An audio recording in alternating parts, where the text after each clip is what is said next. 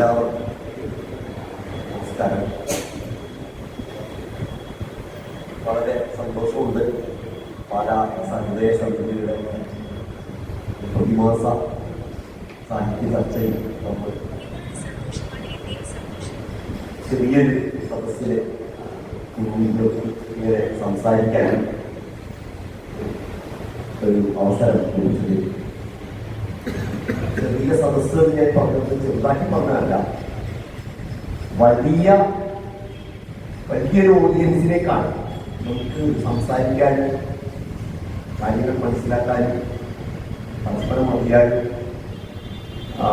ഹൃദയത്തിലേക്ക് എടുക്കാനും ഒക്കെ നല്ലത് ഇതുപോലത്തെ ചെറിയ സദസ്സുകൾ തന്നെയാണ്. പല സമുദായത്തെ കുറിച്ച് ധാരാളം കേൾക്കുന്നത് രാമനായരുടെ കാലം തൊട്ട് അതിന്റെ പ്രവർത്തനത്തെ കുറിച്ച് സാമാന്യമായിട്ട് മനസ്സിലാക്കിയിട്ടുണ്ട്. ഇവിടെ ആദ്യമായിട്ടാണ് വരുന്നത്. പാലായുമായി ബന്ധം എന്ന് പറയുന്നത് ഇവിടെ ഇപ്പോ ഏറ്റവും വലിയ പഴയ സുഹൃത്ത് ബാബുരാൻ സാറാണ്. ഞാൻ കവിയാകുന്നതിന് മുമ്പ്, കവിയായി അറിയപ്പെടുന്നതിന് മുമ്പ് ഞങ്ങളൊരു സൗഹൃദം ഉണ്ടായിരുന്നു.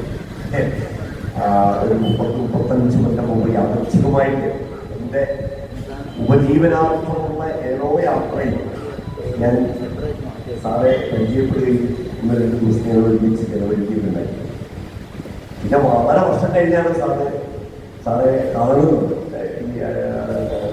കഴിഞ്ഞ വർഷം ഇടനാട് വെച്ച് ആണ് ലൈബ്രറീസ് പ്രോഗ്രാമിന്റെ പരിപാടി വെച്ചാണ് വളരെ സാറെ കാണുന്നത്. അതേപോലെ തന്നെ പാലായുമായിട്ടുള്ള എൻ്റെ പറയാ ഒരു ഓർമ്മ എന്ന് പറയുന്നത്, എൻ്റെ 2 സഹോദരിമാരെ കല്യാണം കഴിച്ചു കൊണ്ടുവന്നിരിക്കുന്നത് ഇങ്ങോട്ടാണ്. അല്ലെങ്കിൽ ഈ ഇവിടെ പ്രവിത്താനത്തിലേക്ക് രാമാനുജന്റെ റിലേറ്റീവാണ്. എൻ്റെ വീട് പാലക്കാടാണ്, പട്ടാക്കിയാണ്. അപ്പൊ എൻ്റെ നേരെ മൂത്ത ചേച്ചിയുടെ അന്ന് ഞാൻ വീട്ടിൽ പഠിക്കുകയാണ്. ചേച്ചിയുടെ കല്യാണം നിശ്ചയത്തിന് അതിന് എൻ്റെ വീട് എന്ന് പറയുന്നത് ഒരു പൊട്ടിപ്പൊളിഞ്ഞ ഒരു 3 നിലം മൺചുമലൊക്കെയുള്ള പഴയ തറവാടാണ്. അത് ഇഞ്ഞു പൊളിഞ്ഞ് വീടാറായ അവസ്ഥയിലാണ്. 4 കെട്ടായിരുന്നു. പക്ഷെ അതിനകത്ത് പേടിച്ചാൽ ഞങ്ങൾ താമസിച്ചിരുന്നത്. കാരണം മൺവീടാണ്. ഇഞ്ഞു പൊളിഞ്ഞ് എപ്പോഴാണെങ്കിൽ വീഴാം. അങ്ങനെ വീട്ടിൽ താമസിക്കുന്ന കാലത്ത് ആണ് എൻ്റെ മൂത്ത സഹോദരിയുടെ വിവാഹം വരുന്നത്. അപ്പോ ആ വിവാഹ നിശ്ചയത്തിന് ചെറുക്കൻ്റെ ആൾക്കാരൊക്കെ വന്നു. അന്ന് ഞാൻ പീഡിപ്പിക്കല്ലോ പഠിക്കണം. വിവാഹ നിശ്ചയത്തിന് ചെറുക്കൻ്റെ ആൾക്കാരൊക്കെ വന്നപ്പോ ആ കൂട്ടത്തില് നരച്ച മുടിയൊക്കെ ഉള്ള ഒരു മനുഷ്യൻ ഉണ്ടായിരുന്നു. കണ്ടു കഴിഞ്ഞാൽ ശരിക്ക് മറ്റേ മലയാള മനോരമയുടെ മുഹമ്മദ് മാപ്പിളെ ഓർമ്മിപ്പിക്കുന്ന ഒരു ആ ഫിഗർ നമ്മൾ കണ്ടിട്ടുണ്ട്. പത്രത്തിലൊക്കെ കണ്ടിട്ട് പരിചയം ഒരു രൂപം. അപ്പൊ എന്റെ അടിയനാവാൻ പോകുന്നയാളുടെ അമ്മാവനാണ്, പാലക്കാരനാണ്. അപ്പൊ അദ്ദേഹം ഒന്നും കല്യാണ നിശ്ചയം നടക്കുകയാണ്. അപ്പൊ എന്റെ ഒരു ഓർമ്മ തന്നെ അദ്ദേഹത്തിന്റെ തൊഴിലേക്ക് 4 പോകാൻ നോക്കുന്നുണ്ട്. ആട് പിടിച്ച് കിടക്കുന്ന തൊഴിയാണ്. കമ്മ്യൂണിസ്റ്റ് അപ്പ ഒന്നും ചെയ്യാതെ ഇങ്ങനെ ഞങ്ങളുടെ നാട്ടിലെ മലപ്പുറം പോകുന്നൊരു വിശേഷമുണ്ട്. ഇങ്ങനെ ഇരുണ്ടറിഞ്ഞിങ്ങനെ കിടക്കുന്ന ഒന്നും ചെയ്യാതെ, കൃഷിയൊന്നും ചെയ്യാതെ, എന്നിട്ട് ഇത്രയും ഭൂമി ഉണ്ടായിട്ട് ദാരിദ്ര്യം അനുഭവിക്കുകയും ചെയ്യും. കാരണം കൃഷി ചെയ്യാൻ അറിഞ്ഞൂടാ. ഇതാണ് പ്രശ്നം. കൃഷി ചെയ്യാൻ അറിഞ്ഞൂടാ. മണ്ണിപ്പണിയെടുത്ത് പരിചയമില്ല. അതുകൊണ്ടുള്ള ദാരിദ്ര്യമാണ്. അപ്പൊ ഇദ്ദേഹം ആ കസേരയുടെ 4 തൊഴിലൊക്കെ നോക്കി. എന്നിട്ട് അദ്ദേഹത്തിന് തീരെ രസിക്കുന്നില്ല ഈ കാട് പിടിച്ച് കിടക്കുന്ന തൊടി. അദ്ദേഹം പറഞ്ഞു, മുതിർന്നവരോടാണ് പറയുന്നത്, ഞാൻ കേട്ടുള്ളത്, ഇങ്ങനെ ശരിയാവില്ല, ഇതൊക്കെ പറ്റിയ റബ്ബർ വെക്കണം. അദ്ദേഹം പറഞ്ഞൊരു ഓർമ്മ എൻ്റെ ഏറ്റവും പഴയ ഒരു ഓർമ്മയാണ്. അതിനുശേഷം എൻ്റെ വേറൊരു സഹോദരിയെ കൂടി ഇവിടേക്ക് ഇതേ കുടുംബത്തിലേക്ക് തന്നെ വിവാഹം ചെയ്ത് കൊണ്ടുവന്നു. രമണന്റെ ഏട്ടൻ ആണ് നരീത് ചെറിയ അതിന്റെ ശരി പാലയുമായിട്ടുള്ള ഒരു പഴയ ഓർമ്മകളാണ്. ഏതാണ്ട് ഇതേ കാലത്ത് തന്നെയാണ് ഞാൻ ചില പാലാക്കാരുടെ സാഹിത്യകൃതികൾ വായിക്കുന്നത്. അതാണ് ഏതാണ്ട് ഈ സംഭവം ഞാൻ ഇപ്പൊ പറഞ്ഞതിന്റെ ഈ കൗമാരത്തിലെ ഈ ഒരു സംഭവം നടന്ന അധികം വൈകാതെയാണ് ചില പാലാക്കാരുടെ കഥകളും കവിതകളും ഒക്കെ ഞാൻ വായിക്കുന്നത്. കഥ സംശയമൊന്നുമില്ല സാക്ഷാൽ സക്കറിയുടെ കഥകളാണ്. എന്തോരം ഏകാന്തതയും പകർക്കിനാവുകളുമാണ് ആ കവിതകളിൽ. അപ്പൊ റബ്ബറിന്റെ നടുക്കിരുന്നു പകർക്കിനാവ് വെയ്യാം. കാരണം എന്റെ ഒരു വിചാരം പകർക്കിനാവ് കാണണമെങ്കിൽ ഈ കാട് പിടിച്ച തൊടിയും മറ്റേ കമ്മ്യൂണിസ്റ്റ് കാടും കൊത്താവാടി പറമ്പും ഉണ്ടെങ്കിലേ നമുക്ക് പകൽക്കിനാവ് കാണാൻ പറ്റുമോ ധരിച്ചിരുന്നൊരു കൗമാരക്കാരനാണ്. അങ്ങനെയല്ല, റബ്ബർ മരങ്ങളുടെ ഇടയിൽ ഇരുന്നു പകൽക്കിനാവ് വയ്യാം എന്ന് സക്രിയയുടെ കഥകൾ. സക്രിയയുടെ കഥകളിലൊക്കെ ഒരു കുട്ടിയുണ്ട് അല്ലെ, ഒരു ഉണ്ണി ഉണ്ട്. ആ ഉണ്ണി എന്നെ പഠിപ്പിച്ചു കുറെ പകൽക്കിനാവുകളാണ്. ഈ റബ്ബർ തോട്ടങ്ങളുടെ ഇടയിലൂടെ നടന്നു പോകുന്നത്, അപ്പൊ രാത്രി മാനത്ത് കാണുന്ന സമുദ്രം, ഇതിന്റെയൊക്കെ ദൃശ്യങ്ങൾ സക്രിയയുടെ കഥകളുണ്ട്. ഏതാണ്ട് അതേ സമയത്ത് തന്നെയാണ് ഞാൻ ഈ പുസ്തകം എന്റെ കയ്യിൽ ഇരിക്കുന്ന ഈ പുസ്തകം വായിക്കുന്നത്. ഒരുപക്ഷെ സക്രിയയും ജോലിന്റെയും പാത്രങ്ങളും തമ്മില് ഏതാനും വർഷങ്ങളുടെ ഒരു അന്തരം ഉണ്ടാവും. കുറെ പ്രായ വ്യത്യാസം ഉണ്ടായി. സക്രിയ മുതിർന്ന എഴുതുകാരനാണ്. സക്രിയ മലയാള കഥയിൽ വന്ന് വളരെ വൈകിയായിരിക്കണം ജോലി കവിതയിലേക്ക് വന്നത്. പക്ഷെ എന്നെ സംബന്ധിച്ചിടത്തോളം ഒരു 95-96 കാലത്ത് വായന തുടങ്ങിയ എന്നെ സംബന്ധിച്ചിടത്തോളം ഇത് രണ്ടുപേരും സമകാലീനരാണ്. ഒരുമിച്ചാണ് ഇത് വരുന്നത്.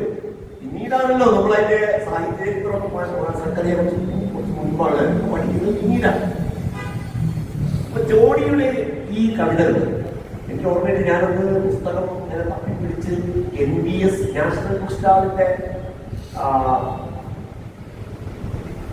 ബുക്ക് സ്റ്റാളുകളുണ്ട്. NBS ബുക്ക് സ്റ്റാളുകളുണ്ട്, എല്ലാ ജില്ലകളിലും ഉണ്ടാകും. അപ്പോ അതിന് നാടോടാൻ തുടങ്ങിയ കാലം തൃശ്ശൂരും പാലക്കാടും ഒരു ആവശ്യമില്ലാതെ പോകും. അങ്ങനെ നാടോടുന്ന കാലത്ത് ഈ നാഷണൽ ബുക്ക് സ്റ്റാളുകളിൽ കയറി മുന്നിൽ നേരിടുന്ന പുസ്തകമല്ല, ബാക്കില് നാഷണൽ ബുക്ക് സ്റ്റാൾ കൗണ്ടറുകളുടെ ബാക്കില് വിറ്റ് തീരാത്ത പുസ്തകങ്ങൾ ഞാൻ അടുക്കി വെച്ചിട്ടുണ്ടാവും. പകുതി വിലക്കുണ്ട്, ചിലപ്പോ വിലേന്റെ വേണ്ടി വരില്ല എടുത്തോളം പറയുന്നു. അങ്ങനെ എനിക്ക് ഒരുപാട് അനർഘരത്നങ്ങളായ പുസ്തകങ്ങൾ 2 രൂപ 3 രൂപ 10 രൂപ എനിക്ക് പുസ്തകങ്ങൾ. അങ്ങനെ കിട്ടിയ പുസ്തകങ്ങളെ കുറിച്ച് ഞാൻ ഇനിയുള്ള എന്റെ തുറന്ന സംസാരത്തിൽ പറയും. അങ്ങനെ കിട്ടിയ പുസ്തകങ്ങളെ കുറിച്ച് അവിടെ കയ്യൊക്കെ കഴുകി കയ്യൊക്കെ പൊട്ടി പറ്റിയിട്ടുണ്ടാവും. കയ്യൊക്കെ കഴുകി അത് പൈസ കൊടുത്ത് പുസ്തകം മേടിച്ചു പോയില്ല.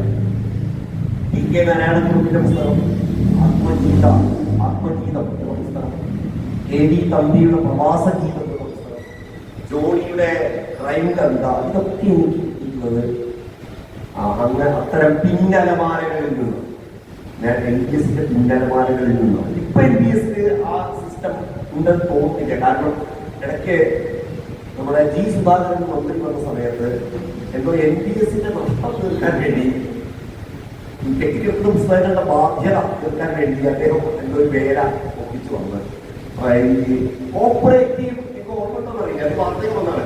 കോപ്പറേറ്റീവ് ബാങ്കുകളിലെ ഈ പുസ്തകങ്ങളൊക്കെ അല്ലെ, അതൊരു ചർച്ചയായ ഒരു കാര്യമാണ്. ഇപ്പോൾ നമ്മൾ പറഞ്ഞിട്ടുണ്ടാവുന്നത് കേരളത്തിലെ സർവീസ് സഹകരണ ബാങ്കുകൾക്ക്, കോപ്പറേറ്റീവ് ബാങ്കുകൾക്ക് ഒരു ലൈബ്രറി വേണം. എന്നിട്ട് NBS കെട്ടിക്കിടക്കുന്ന പഴയ പുസ്തകങ്ങളൊക്കെ കൊണ്ടുപോകും. എന്നെ സംബന്ധിച്ചിടത്തോളം ഹാർട്ട് ബ്രേക്കിംഗ് ആയ ഒരു അനുഭവമായിരുന്നു മന്ത്രി സുധാകരൻ ചെയ്തത്. കാരണം നമ്മൾ ആരുടെ അർത്ഥാണ്, വരുമാനമൊന്നുമില്ല. ഈ 2 രൂപയ്ക്ക് 3 രൂപയ്ക്ക് 10 രൂപയ്ക്ക് വാങ്ങിക്കുന്ന പുസ്തകങ്ങളായിരുന്നു. അത് മുൻകൂട്ടുന്നു. എന്തായാലും ശരി, ജോണിയുടെ ക്രൈം കവിതകൾ ഞാൻ വായിക്കുന്നത് എൻ്റെ കൗമാരകാലത്താണ്. അപ്പൊ അതിലൊരു കവിതയില്, അതിലൊരു ചെറിയ കവിതയില്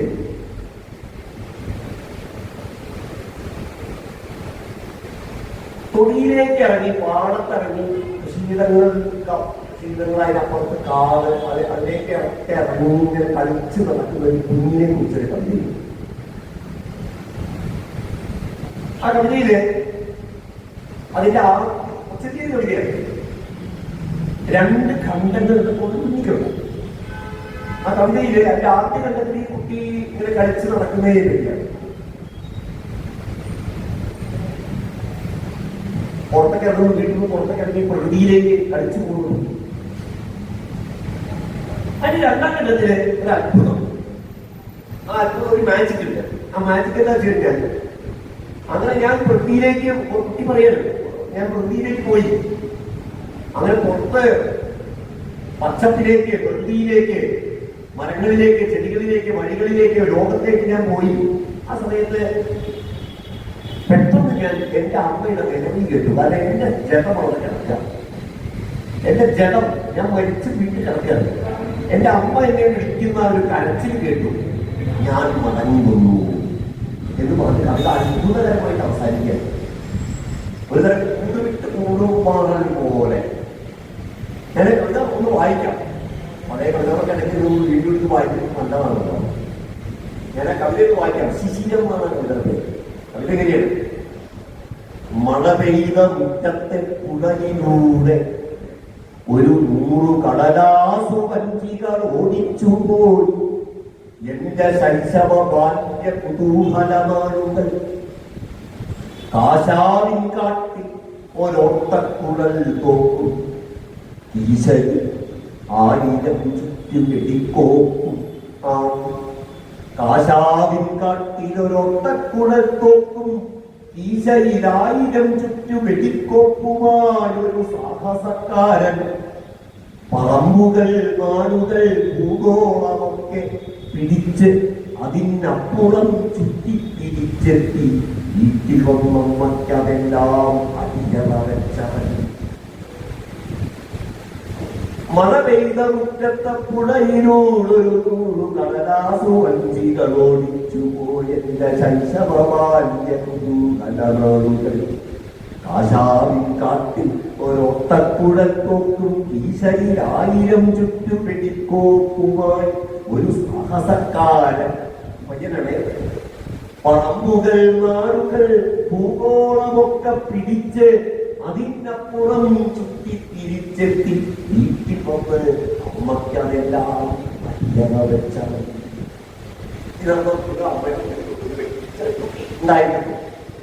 പോലെ പാടത്ത് പാറി വന്നെത്തുന്ന കൊറ്റിതഞ്ചേലൊത്ത് കൂടപ്പറന്നു ഒരു. അങ്ങനെ ഒരു ദിവസം ഞാൻ പാടത്ത് പാടി നടക്കുന്ന ഒരു കൊറ്റിയുടെ കൂടെ പോയി. പാടത്ത് പാടി നടക്കുന്ന ഒരു കൊറ്റിയുടെ കൂടെ പോയി.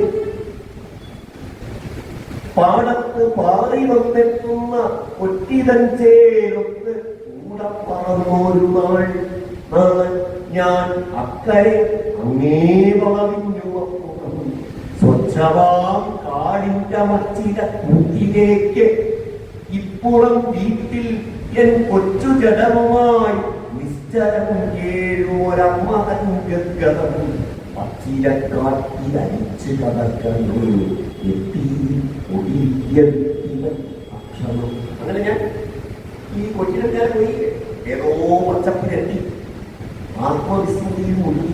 പെട്ടെന്ന് കുട്ടികളുടെ ഒരു കരച്ചിൽ കേട്ടു. അമ്മയുടെ കരച്ചില.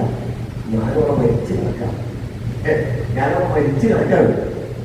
അപ്പൊ അമ്മയുടെ കരച്ചിൽ കേട്ടപ്പോൾ സഹിച്ചില്ല. ഞാൻ വീണ്ടും തിരിച്ച് എന്റെ ശരീരത്തിലേക്ക് കയറി. നമ്മളൊക്കെ പലപ്പോഴും നമ്മുടെ ശരീരത്തിൽ നിന്ന് വിട്ട് അല്ലെ പരകായ പ്രവേശനം നടത്താറുണ്ട്. പകൽക്കിനാവുകളൊക്കെ സത്യം പറഞ്ഞാൽ പരകായ പ്രവേശനങ്ങളാണ്. അങ്ങനെ കുട്ടിക്കാലത്തെ ഈ പകൽക്കിനാവ് എന്ന പരകായ പ്രവേശത്തെ കുറിച്ചുള്ള അതിമനോഹരമായ ഒരു കവിതയാണ് ഞാൻ അന്ന് വായിച്ച ഈ കവിത. ഇതിപ്പോ വായിക്കുമ്പോഴും ഞാൻ പറഞ്ഞല്ലോ ഞാനൊരു കഴിഞ്ഞ പ്രായത്തിലാണ് വായിക്കുന്നത്. 17-19 വയസ്സിലൊക്കെ എനിക്കൊക്കെ വായിക്കുന്നത്. ഇന്ന് വായിക്കുമ്പോഴും ഈ കവിതയ്ക്ക് 10-30 വർഷം കഴിഞ്ഞു, ഇപ്പോഴും ഒരു ഉന്നവും തട്ടിയില്ല. ഇപ്പോഴും ആ കവിത അതേപോലെ ഇരിക്കുന്നു അല്ലേ? ഇപ്പോഴും ആ കവിത അതേപോലെ ഇരിക്കുന്നു. മരിച്ചവർ മാറാതെ ഇരിക്കുന്നു എന്ന് പറയുന്ന പോലെ. മരിച്ചവരെ കുറിച്ച് പറയുന്നുണ്ട്, മരിച്ചവർക്കൊന്നും ഒരു മാറ്റം ഉണ്ടാവില്ല. നന വരുന്നില്ല, കത്തി വരുന്നില്ല, അതേപോലെ ഇരിക്കുന്നു എന്ന് പറഞ്ഞ പോലെ. നല്ല കവിത, നല്ല കവിത മരിച്ചവരെ പോലെ അതെ മാറാതെ മാറാതെ ഇരിക്കുന്നു. ഞാൻ പറഞ്ഞു നിർത്തിയതു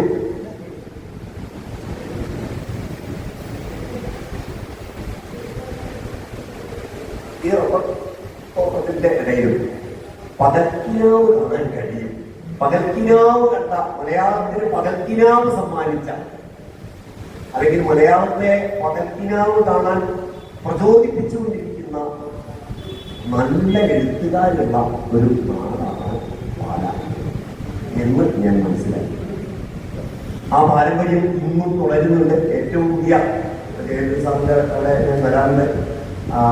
സാറിന്റെ മോള് അനേക നല്ല കവിയാണ്. അനേക പുതിയ സമാധാനം വരാനിരിക്കുന്നു. അനേക ജയക്കോലോ ഈ പാലായുടെ ഈ പകൽക്കിനാവ് പാരമ്പര്യം തീർച്ചയായും നെഗയെ പോലുള്ള ഏറ്റവും ചെറുപ്പക്കാരായ കവിതകളുടെ രചനകളിൽ ഏറിയോ കുറഞ്ഞോ ഒക്കെ വരുന്നുണ്ട് എന്നുള്ളത് സത്യം. ഇതാണ് പാലയുമായിട്ടുള്ള ഒരു ബന്ധത്തിന്റെ കഥ. ഇടനാട് കൈരളി ശ്ലോകനത്തിൽ ഞാൻ വരാറുണ്ട്. പക്ഷെ ഹൃദയ സമിതിയുടെ പരിപാടി ഞാൻ നേരിട്ട് വന്നില്ല. എന്തായാലും ഇന്ന് ഇങ്ങനെ ഒരു വിഷയം സംസാരിക്കാൻ വരാൻ എനിക്ക് അവസരം ലഭിച്ചു. വലിയ സന്തോഷം.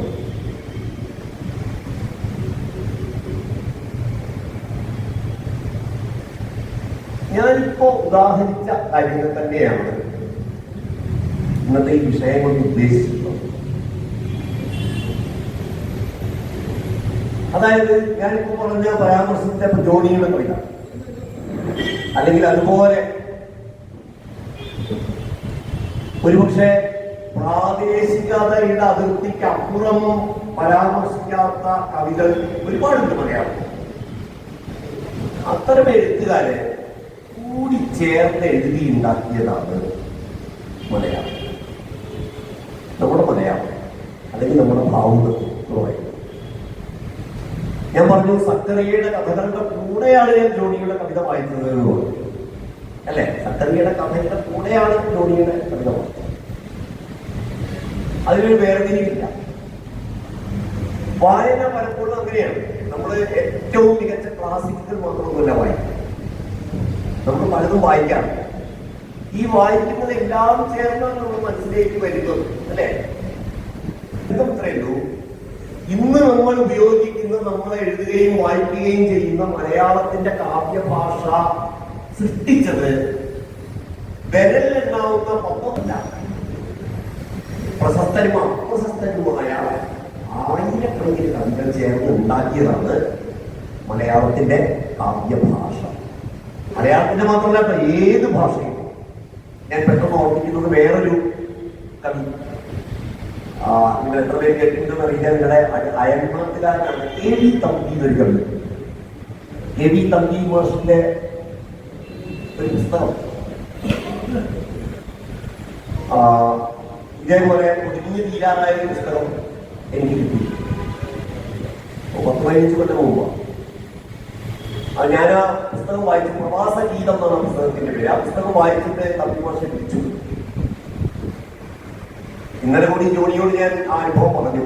ഇപ്പോഴും ചെവിയിൽ മുഴക്കുന്ന സംസാരമായിരുന്നു.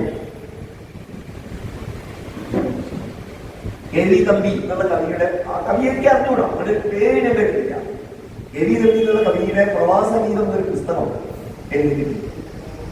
2 രൂപ വില കൊടുത്ത് ഞാൻ 10 കോപ്പി മറിച്ച് നോക്കിയപ്പോൾ എനിക്ക് നല്ല ഇഷ്ടപ്പെടുന്നുണ്ട്. ഒരു 10 കോപ്പിയൊക്കെ അതിന്റെ പുറത്ത് ഞാൻ വാങ്ങിച്ചു. 2 രൂപയും വില.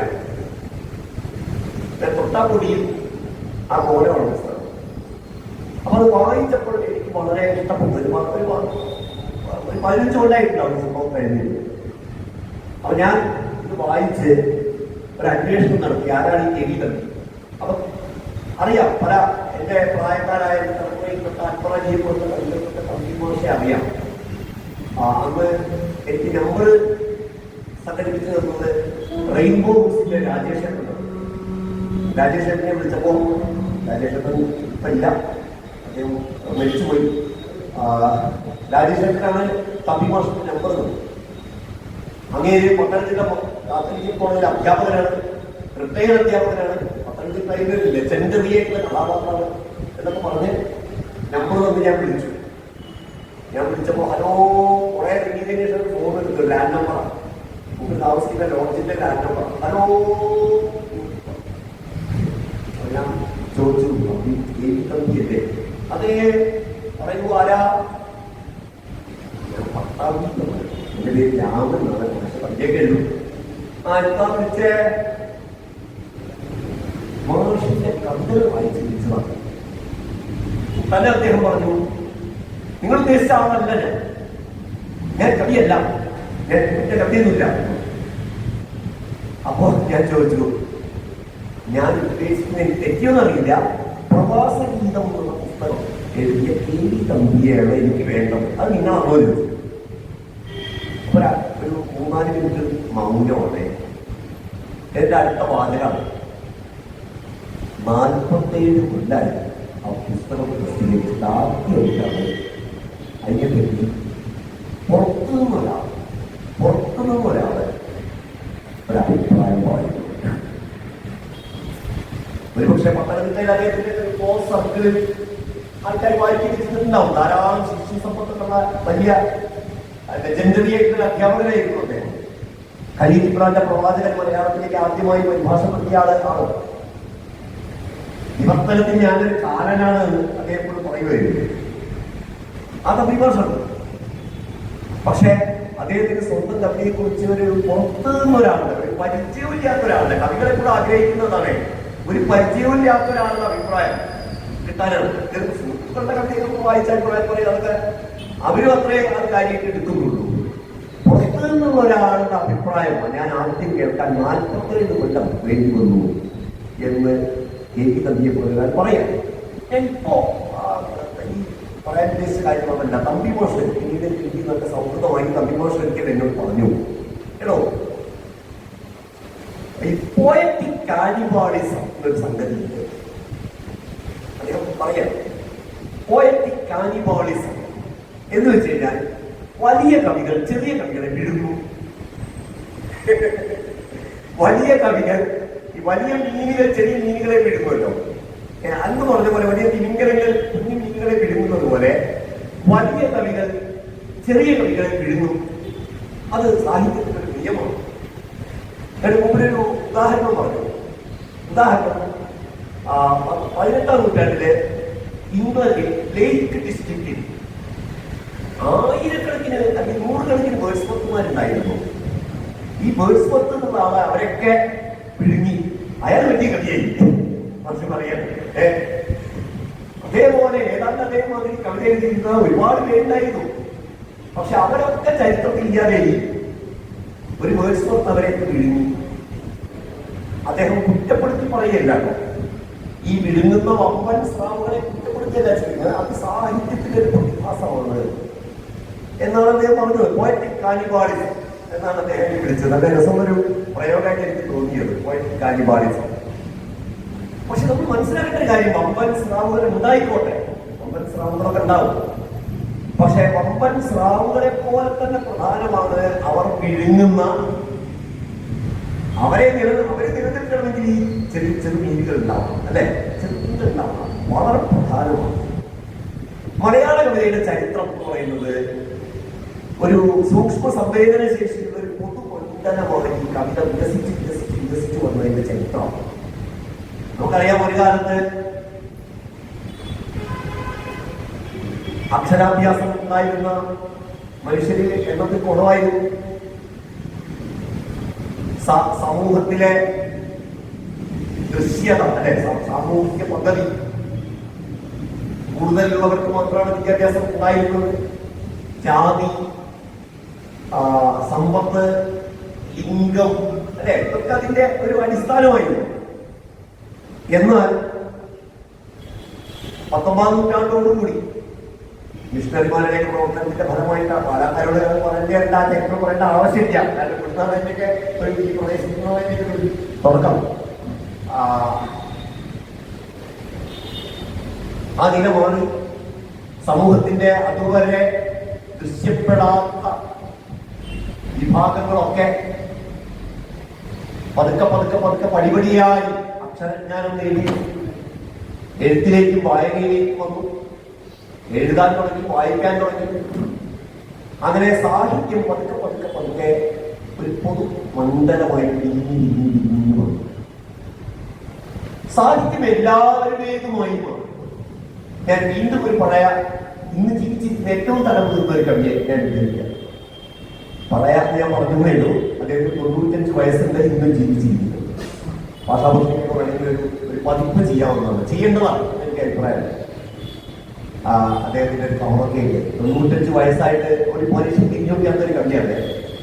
അദ്ദേഹം എപ്പോഴും ജീവിച്ചിരിക്കുന്നുണ്ട്, അദ്ദേഹം ദൂരെയൊന്നുമില്ല, കടുത്തിരുത്തിക്കൊണ്ട സ്ഥലത്തുണ്ട്. ജോർജ് തോമസ് എന്നാണ് അദ്ദേഹത്തിന്റെ പേര്. നേരത്തെ സൂചിപ്പിച്ചു. അത് എപ്പോഴും ജീവിച്ചിരിക്കുന്നു, നല്ല ഓർമ്മയോട് കൂടിയിട്ട്. തന്റെ പഴയകാല വയലാറുമായിട്ടും അന്നത്തെ കക്കാടുമായിട്ടും അയ്യപ്പപ്പണിക്കരായിട്ടും ഒക്കെയുള്ള വിഷ്ണുനാരായണ സൗഹൃദങ്ങളുടെ ഓർമ്മകളുമായി അദ്ദേഹം എപ്പോഴും നമുക്കിടയിൽ ജീവിക്കുന്നുണ്ട്. ഉള്ളിൽ തീ, യഥാർത്ഥ തീയുമായിട്ട് ഇപ്പോഴും അദ്ദേഹം 95 വയസ്സിൽ കവിത എഴുതുന്നുണ്ട്. പക്ഷെ ആർക്കും വേണ്ട. അപ്പോ അദ്ദേഹത്തിന്റെ പഴയ ഒരു കവിതയുണ്ട്. അദ്ദേഹത്തിന്റെ എഴുതുന്ന ആദ്യ പുസ്തകത്തിന്റെ തുടക്കത്തിൽ ചേർത്ത 2 വരി കവിതയാണ്. ആ കവിത ഇങ്ങനെയാണ്: ജീവിതഗ്രന്ഥത്തിന്റെ താളുകൾ, അതിൽ ചിലത് എഴുതാനുണ്ട് ഏവർക്കും. നാളുകൾ ഓരോന്നല്ലി ജീവിതഗ്രന്ഥത്തിന്റെ താളുകൾ, അതിൽ ചിലത് എഴുതാനുണ്ട് ഏവർക്കും. നാളുകൾ ഓരോന്നല്ലി ജീവിതഗ്രന്ഥത്തിന്റെ താളുകൾ. ജീവിതമാകുന്ന ഗ്രന്ഥത്തിന്റെ താളുകൾ ഓരോ ദിവസങ്ങളാണ്. എല്ലാവർക്കും ഉണ്ട് അതിൽ ചിലത് എഴുതാൻ, അല്ലെ? നമുക്കൊക്കെ ഉണ്ട് ജീവിതമാകുന്ന ഗ്രന്ഥത്തിന്റെ താളുകളിൽ. അതിന്റെ താളുകളുടെ ഓരോ ദിവസമാണ്. നാളുകൾ ഓരോന്നല്ല ഈ ജീവിത ഗ്രന്ഥത്തിന്റെ താളുകൾ, അതിൽ ചിലത് എഴുതാനുണ്ട് ഏവർക്കും എന്ന് അദ്ദേഹം എഴുതുന്ന 56-57 ജോർജ് തോമസ് സാർ എഴുതുന്നുണ്ട്. അത് എഴുതിയ കവി ഇപ്പോഴും ജീവിച്ചിരിക്കുന്നുണ്ട്. 4-5 സമാഹാരങ്ങൾ അദ്ദേഹം പ്രസിദ്ധീകരിച്ചിട്ടുണ്ട്. അപ്പോ എല്ലാവർക്കും ചിലത് പറയാനുണ്ട്, അല്ലെ? എല്ലാവരുടെയും ശബ്ദങ്ങൾ കേൾക്കാൻ വളരെ പ്രധാനമാണ്. കവിത അങ്ങനെ പതുക്കെ ഒരു സൂക്ഷ്മ സംവേദന ശേഷിയുള്ള ഒരു പൊതുമണ്ഡലമായി വികസിച്ചു. മുമ്പ് കേൾക്കാത്ത ശബ്ദങ്ങളൊക്കെ കേൾക്കാൻ തുടങ്ങി. കേരളത്തിലെ ക്രൈസ്തവ ജീവിതം നമ്മുടെ കവിതയിലേക്ക് വരാൻ തുടങ്ങി. അതും ഈ പാലാ പ്രദേശത്തുള്ള എഴുത്തുകാര്, പ്രവൃത്താനും PM ദേവസ്യ, മഹാകാവ്യങ്ങൾ, രാജാക്കന്മാർ പോലെയൊക്കെയുള്ള മഹാകാവ്യങ്ങൾ എഴുതിയ പ്രവൃത്താനും 5 മഹാകാവ്യം, ഏറ്റവും കൂടുതൽ മഹാകാവ്യം എഴുതിയാണ് പ്രവൃത്താനും ദേവസ്യ, കണ്ടത്തുള്ള, അല്ലെ, പുത്തൻകാവ് വർദ്ധനരകൻ, അങ്ങനെയുള്ള കവികളെ ഓർമ്മിക്കണം. പക്ഷെ ആദ്യകാലത്തെ ക്രൈസ്തവ കവികളൊക്കെ ശ്രദ്ധിച്ചത് അറോസ് മാതിരിയൊക്കെ ഉള്ളത് ശ്രദ്ധിച്ചത് ക്രൈസ്തവ പ്രമേയങ്ങൾ, മതപരമായ ആത്മീയമായ പ്രമേയങ്ങൾ കവിതയിൽ ആവിഷ്കരിക്കാനാണ്. പക്ഷെ അതിൽ നിന്ന് വ്യത്യസ്തമായി സ്വന്തം അനുഭവങ്ങൾ പതുക്കെ കവിതയിലേക്ക് വരാൻ തുടങ്ങി.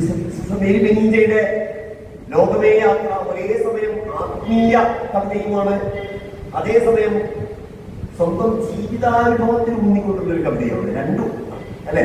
മരിച്ചു പോകുന്ന ഒരു മനുഷ്യൻ ജീവിതത്തോട് യാത്ര പറയുന്ന ഒരു കവിതയായിട്ട് വായിക്കാം. മറ്റേ കന്യാസ്ത്രീയുടെ വസ്ത്രം ഇടാൻ പോകുന്ന ഈ പെൺകുട്ടി എഴുതുന്ന ഒരു വിടവർച്ചിലായിട്ടും അതേ കവിതയെ നമുക്ക് വായിക്കാം. 2 തരത്തിൽ നമുക്കത് വായിക്കാം. സ്വന്തം വ്യക്തി ജീവിതത്തിന്റെ, കവിയുടെ വ്യക്തി ജീവിതത്തിന്റെ ഒരു അനുഭവമായിട്ട് വായിക്കാം.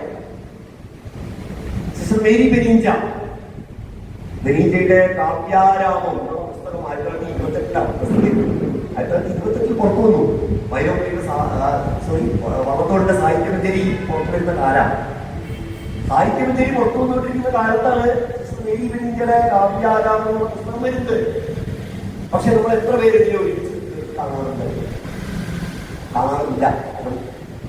അവിടെയൊക്കെയാണ് ഞാൻ പറഞ്ഞ പപ്പൻ ഈ പോയറ്റിക് കാനിബാലിസം ഞാൻ പറഞ്ഞത്. വലിയത് ചെറുതിനെ വിഴുക എന്ന് പറയും. സിസ്റ്റർ മേരി ബെന്നിഞ്ചയെ നമ്മൾ ശ്രദ്ധിക്കില്ല, അതിനെ കടന്നു പോകും. നമ്മൾ ആനുഷക്തിക്കായിട്ട് സാഹിത്യത്തിൽ വലിയായിട്ട് അവർ ബാക്കിയാവും. ഒറ്റ വൈകി ഇത്രയില്ല. അതിനെതിരെ നമ്മുടെ ഓർമ്മ വീണ്ടെടുക്കാം, ഓർമ്മയിൽ നിന്ന് ഈ കവികളെയൊക്കെ വീണ്ടും വായിക്കുക എന്ന് പറയുന്നത് ഏറ്റവും പ്രധാനപ്പെട്ട ഒരു കാര്യമെന്ന് ഞാൻ വിചാരിച്ചു. അപ്പോ ഞാൻ പറഞ്ഞു വന്നത് കേരളീയ ക്രൈസ്തവ ജീവിതം കവിതയിലേക്ക് വന്നതിനെ കുറിച്ചാണ്. പതുക്കെ പതുക്കെ നിത്യ ജീവിത സംഭവങ്ങളൊക്കെ കവിതയിൽ വരാറുണ്ട്. ഒരു നോൺ വെജിറ്റേറിയൻ ലൈഫ് നമ്മുടെ കവിതയിൽ എത്ര വൈകിട്ടാ വന്നത്. ഒരു നോൺ വെജിറ്റേറിയൻ ലൈഫ് എനിക്ക് തോന്നുന്നത് അത് ആദ്യം കൊണ്ടുവന്ന കവി കെ.സി. ഫ്രാൻസിസ് കവികളുടെ പേര് നിങ്ങൾക്ക് എത്ര കണ്ട് പരിചയമുണ്ടെന്ന് എനിക്കറിയില്ല. കെ.സി. ഫ്രാൻസിസിന്റെ കാലം 1940-ലാണ്.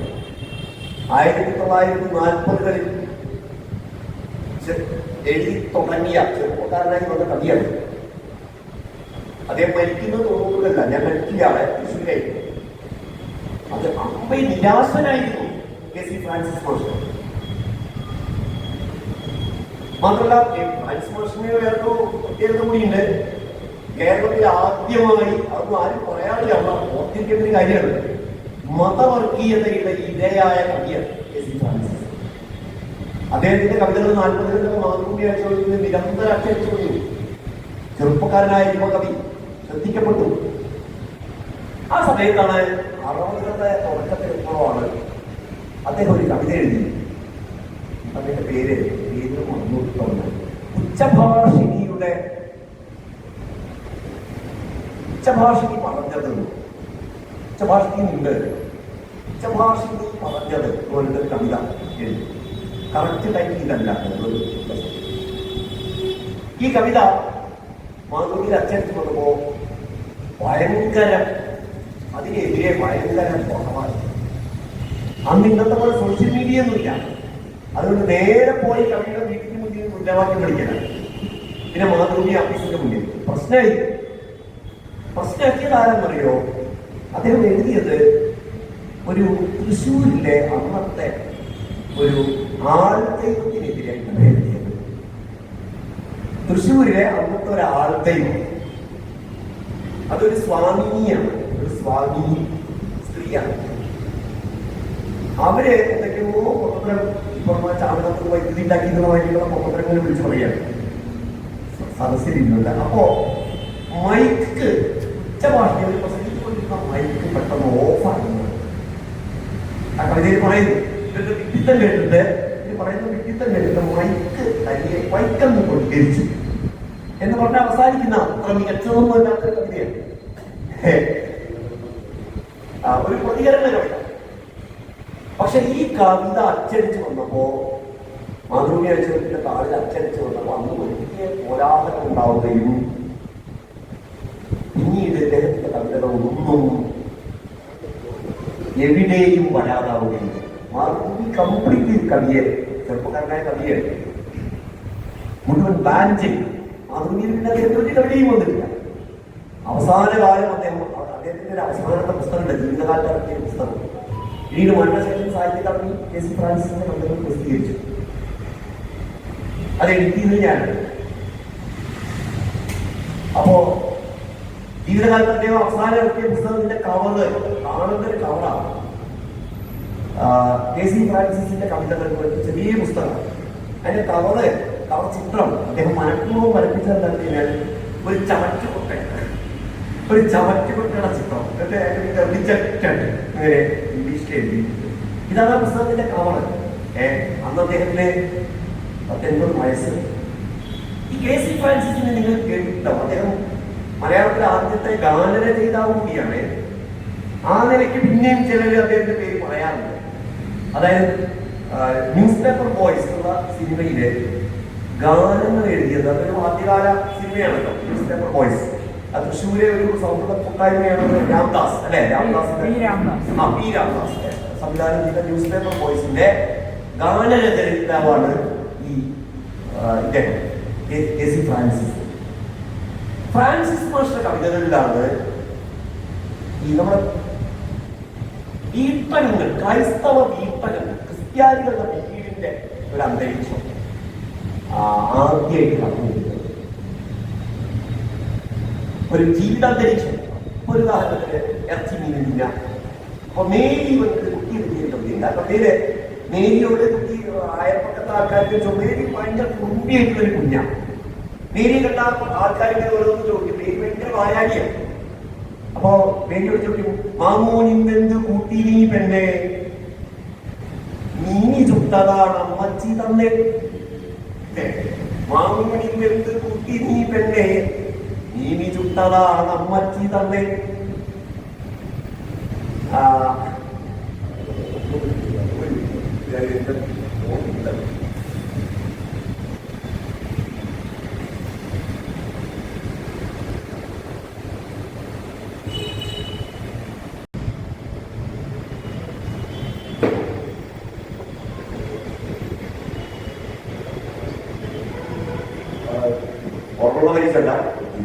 കണ്ണ് രണ്ടും വയറ്റിൽ മുളച്ച് രണ്ട് വൻമരങ്ങളായി മാറും. ആ കുട്ടി പറയണം, മാന്തളിന് ഒറ്റ കണ്ണല്ലേയുള്ളൂ, മാറി നിന്നവൻ പൊന്നനും മാമൂനിക്കെട്ട് കൂട്ടി നീ പെണ്ണെ, നീമി ചുട്ടതാണ് വിളിച്ചു തന്നെ. അപ്പൊ ചോദിക്കണേ, ആ നീമി ചുട്ടത് തിന്നാൽ അതിന്റെ കണ്ണ് രണ്ട് മരങ്ങളായിട്ട് വലുതാവില്ലേ, വയറ്റിൽ വലുതായോ? കുട്ടി പറയാണ്,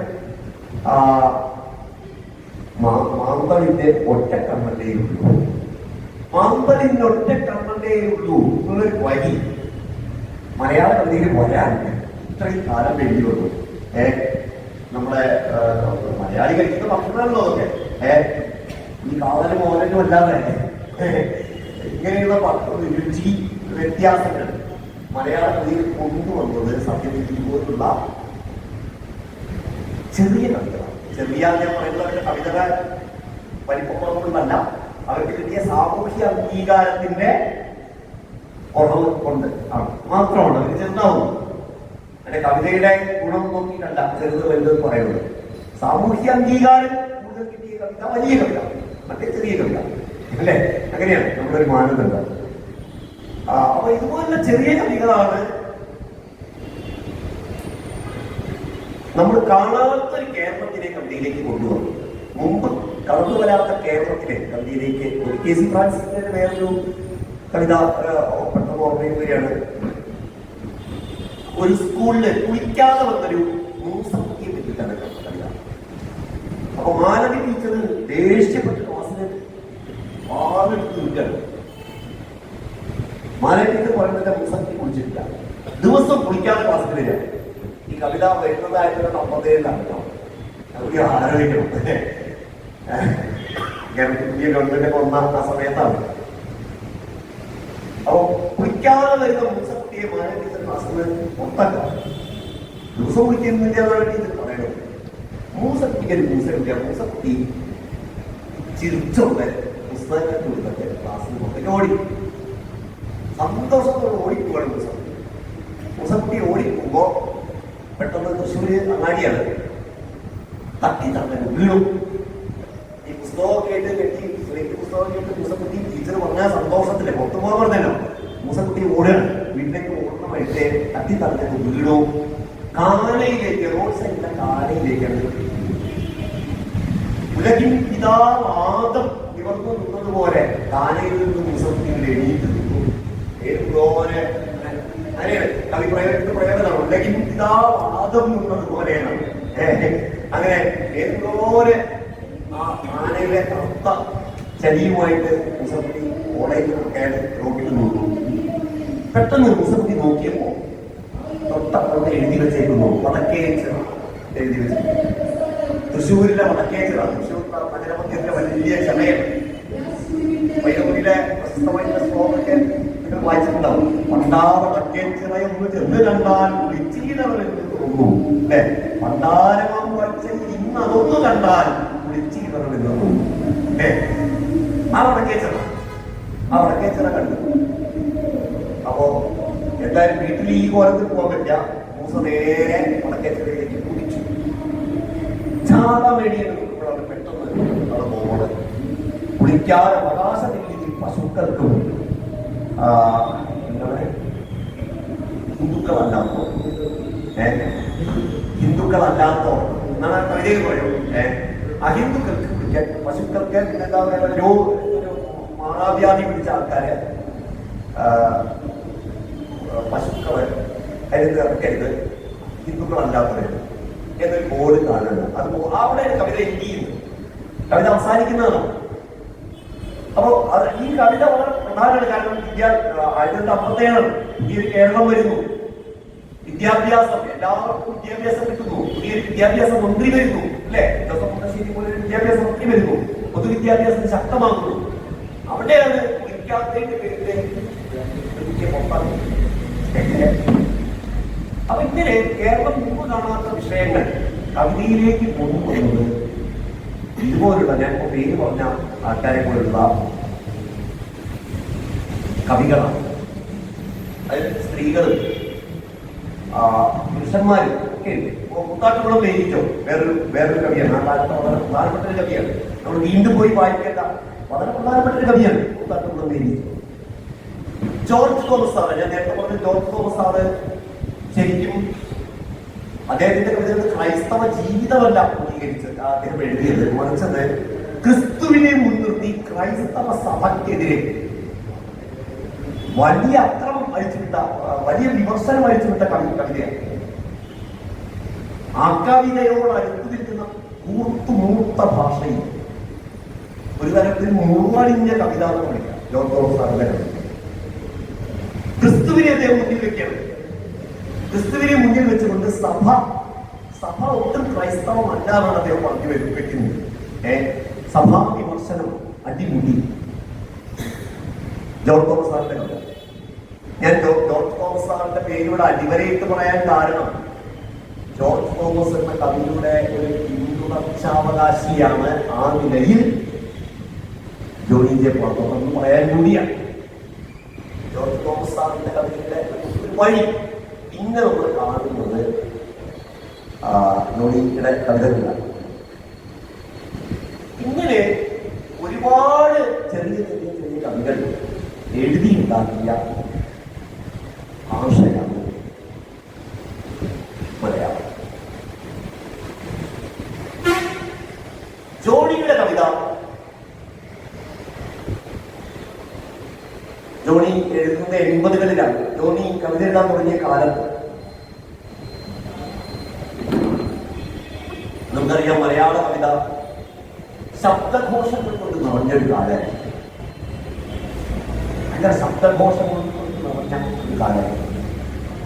ഒരു ഭാഗത്ത് കാസറ്റ് കവിതകൾ, മസൂദ് നായരുടെ പാട്ട് കവിതകൾ, കാസറ്റ് കവിതകൾ, പിന്നെ അങ്ങനെ എല്ലാത്ത കവിതകൾ പോലും പൊതുവെ ശബ്ദഘോഷത്തിന് പ്രാധാന്യമുള്ള, ഇപ്പൊ വിദേശത്തിൽ മാസ കവിതകൾ ആ പ്രത്യേകതകൾ, അവരുടെ ബാലചന്ദ്രന്റെ കവിതയ്ക്ക് പോലും ശബ്ദഘോഷം. ഞാൻ ഓർമ്മിക്കുകയാണ്, ഏതാണ്ട് ആ കാലത്താണ് കേരളത്തിലെ വലിയ പച്ചക്കറികൾ തരാൻ തുടങ്ങി. നാടൻ തക്കാളി പോയിട്ട് വലിയ തക്കാളി വന്നത് ആ കാലത്താണ്. നാടൻ തക്കാളി പോയിട്ട് വലിയ തക്കാളി വന്ന കാലത്താണ് ഈ ഭയങ്കര സംസ്കൃത മക്കളൊക്കെ ഉപയോഗിച്ചുകൊണ്ടുള്ള കവിതകൾ, ശബ്ദമുഖരിതമായ കവിതകൾ വരുന്നു. ഞാനൊക്കെ വായിച്ചു തുടങ്ങുന്ന കാലത്ത് 80കളുടെ അവസാനം അതായിരുന്നു മലയാള കവിതയുടെ അന്തരീക്ഷം. ഉയർന്നു കേൾക്കുന്ന ശബ്ദങ്ങളുടെ ഒരു കാലമായിരുന്നു. എനിക്ക് ഒരു കൗമാരക്കാരനായിരുന്ന എന്നെ പോലെ ഒരാൾക്ക് എഴുതേണ്ടിയിരുന്നത് എന്റെ ഇത്തിരി പോന്ന പരിസരമാണ് എഴുതേണ്ടിയത്. എന്റെ ഉള്ളിൽ ചെറിയ കാര്യങ്ങൾ എഴുതാൻ എനിക്കൊരു ഭാഷ വേണ്ടിയിരുന്നു. ഈ ഉയർന്നു കേൾക്കുന്ന സ്മരണാന്ധകാല ജന്മാന്തര സ്വപ്നങ്ങൾ എന്നുള്ള ഈ ഭാഷ പോരെ. എന്റെ ഈ കാര്യങ്ങൾ എഴുതാം, എനിക്ക് എഴുതേണ്ട എന്റെ ഈ കാര്യങ്ങളാണ്. അപ്പൊ അത് എഴുതാൻ ഉള്ള ഒരു ഭാഷ എങ്ങനെ കണ്ടെത്തും എന്ന് അന്വേഷിച്ച് നടന്ന കാലത്താണ് ഞാൻ നേരത്തെ സൂചിപ്പിച്ച പോലെ ജോണിയുടെ കവിതകൾ വായിക്കും. അങ്ങനെ വായിക്കുമ്പോ ഈ ഉച്ചസ്ഥായിയിലുള്ള 80കളുടെ കവിതകളിൽ നിന്ന് അതിന്റെ അതിനാടകീയതയൊക്കെ തൂത്തു മാറ്റിക്കൊണ്ട് അതിന്റെ അതിനാടകീയതയെയും മറ്റേ ഉച്ചസ്വരത്തെയും ഭാഷാ ഈലകളെയും മാറ്റി നിർത്തിക്കൊണ്ട് സാധാരണ മനുഷ്യന്റെ ചെറിയ ഭാഷ കൊണ്ട് കവിത എഴുതാം എന്ന് എന്റെ തലമുറയ്ക്ക് മാതൃക കാണിച്ച് മുന്നേ നടന്ന കവിയാണ് ജോണി ജേക്കബ്. അതാണ് ജോണിയുടെ കാണിച്ച ചെറിയ പുസ്തകമാണ് ക്രൈം കവിത എന്ന പുസ്തകത്തിന്റെ പ്രത്യേകത. ഈ പുസ്തകം ഒറ്റയ്ക്കല്ല, ഒരൊറ്റപ്പെട്ട പുസ്തകം. ഒരു 3-4 കവിതാ പുസ്തകങ്ങൾ നന്ദിപൂർവ്വം എന്നെ പോലെ, ഞാനൊക്കെ പറയുന്നത് 90കളുടെ കവിതയാണ് പറയുന്നത്. 90കളുടെ കവികൾ നന്ദിപൂർവ്വം ഓർക്കുന്ന ഒരു 4-5 പുസ്തകങ്ങൾ എല്ലാം ഇതുപോലെ ചെറിയ പുസ്തകങ്ങളാണ്. ഞാൻ പേര് പറയാം. ഒന്ന് ക്രൈം കവിതകളാണ് ജോണിയുടെ. മറ്റൊരു പുസ്തകം അടുക്കള എന്നൊരു പുസ്തകം. അതെഴുതിയ കവിയുടെ പേര് സച്ചിദാനന്ദൻ കുളങ്കരാണ്. വേറൊരു പുസ്തകത്തിന്റെ പേര് പറയാം, ഒരു കുരുവി ഒരു മരം. ആ പുസ്തകം എഴുതിയ വലിയ പുസ്തകങ്ങളാണ്. ആ പുസ്തകം എഴുതിയ കവിയുടെ പേര് NG ഉണ്ണികൃഷ്ണൻ. വേറൊരു കവിയുടെ പേര് പറയാം, ആരോഹണം എന്നൊരു പുസ്തകം എഴുതി. ആരോഹണം എന്നുള്ള പുസ്തകം എഴുതിയത് K ജയശീലൻ എന്നുള്ള കവിയാണ്. ഈ പേരുകളൊക്കെ ഇന്നും നമുക്ക് അജ്ഞാതമാണ്, അല്ലെ?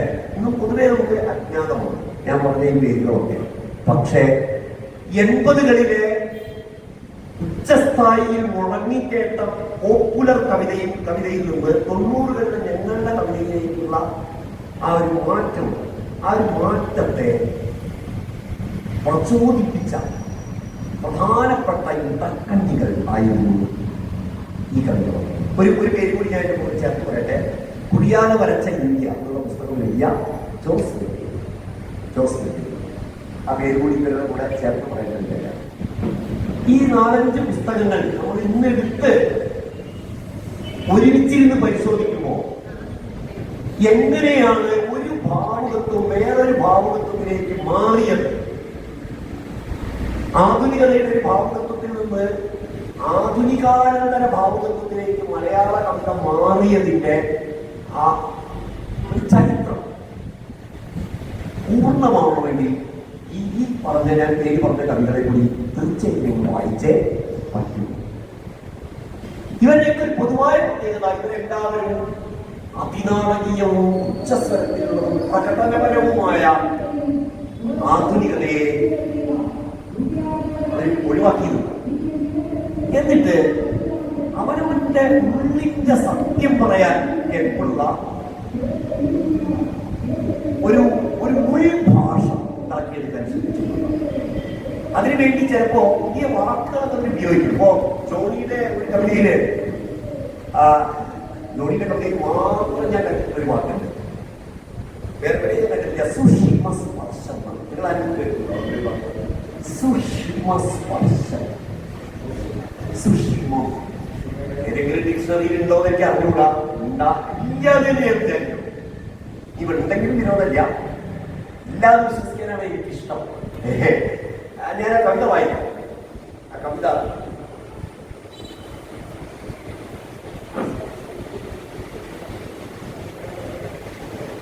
ശിശുവിനോട് ചെറിയൊരു കവിതയാണ്. പുതിയ സമാഹാരത്തിനുണ്ട് ശിശു എന്നൊരു കവിത, അല്ലെ? പുതിയ സമാഹാരത്തിനുണ്ട് ശിശു എന്നുള്ളത്. ഞാൻ നേരത്തെ ചൊല്ലിയ ആ കവിതയിലും ഒരു കുഞ്ഞുണ്ട്, ഒരു കുറുമ്പൻ കുട്ടി. ജോണിയുടെ കവിതകളിലൊക്കെ ഉണ്ട്. ശിശുവിനോട്, കുഞ്ഞേ എന്നെ തൊടു, നിന്റെ വിരൽത്തുമ്പിലെ വിമലീകരിക്കുന്ന വൈദ്യുതി. കുഞ്ഞേ എന്നെ തൊടു, നിന്റെ വിരൽത്തുമ്പിലെ വിമലീകരിക്കുന്ന വൈദ്യുതി. എന്നിലെ സഹാറാ സൂര്യനെ കെടുത്തുന്ന സുഷിമ സ്പർശം. നോക്കൂ, ഒരു കുഞ്ഞ് നീ എന്നെ തൊടു, നിന്റെ വിരൽത്തുമ്പിലെ വിമലീകരിക്കുന്ന വൈദ്യുതി. എന്നിലെ സഹാറാ സൂര്യനെ കെടുത്തുന്ന. ചെറിയൊരു കുഞ്ഞിന്റെ വിരൽ കൊണ്ട് തൊടുന്നതിനെ കുറിച്ചാണ് പറയുന്നത്. ഒരു കുഞ്ഞിക്കുട്ടി അതിന്റെ റോസ് നിറമുള്ള വിരൽ കൊണ്ട് തൊടുക, ആ അനുഭവം പറയാൻ ഒരു വാക്ക് കിട്ടാതെ ഒരു പുതിയ വാക്കുണ്ടാക്കാം. എന്നിലെ സഹാറാ സൂര്യനെ കെടുത്തുന്ന സൂക്ഷ്മ സ്പർശം വിരത്തുകൊണ്ട് കുഞ്ഞേ എന്നെ തൊടു, എന്നെ കെടുത്തു നിന്റെ വ്യക്തിപോലെ എന്റെ തൊട്ട എന്റെ സഹാറാ സൂര്യനെ ഈ ഒരു കുഞ്ഞിന്റെ സ്പർശനത്തെ എഴുതാനുള്ള ഭാഷയാണ് നമുക്ക് ആധുനികത നമ്മളിൽ നിന്ന് അകറ്റി മാറ്റിയത് എന്ന് വേണമെങ്കിൽ പറയാം. ഒരു കുഞ്ഞിന്റെ സ്പർശനത്തെ തൊടാനുള്ള ഭാഷയുണ്ട്. നമുക്ക് വലിയ വലിയ വലിയ കാര്യങ്ങളൊക്കെ പറയാനുള്ള ഭാഷയുണ്ട്. അസ്തിത്വ ദുഃഖം അല്ലെ, അതൊക്കെ പറയാനുള്ള ഭാഷയുണ്ട്. പക്ഷെ ഒരു കുഞ്ഞിന്റെ ആ തൊടുന്നതിനെ കുറിച്ച് പറയാനുള്ള ഭാഷ ഇടക്കാലത്ത് നഷ്ടപ്പെട്ട ആ ഭാഷ വീണ്ടെടുക്കുക ആണ് ജോലിയെ പോലുള്ള കമ്മികൾ ചെയ്യും. അങ്ങനെ ഒരു താണ സ്വരത്തിൽ സംസാരിക്കുക. അല്ലെങ്കിൽ ഒരു തോട്ടിലെ വെള്ളത്തെ പറ്റി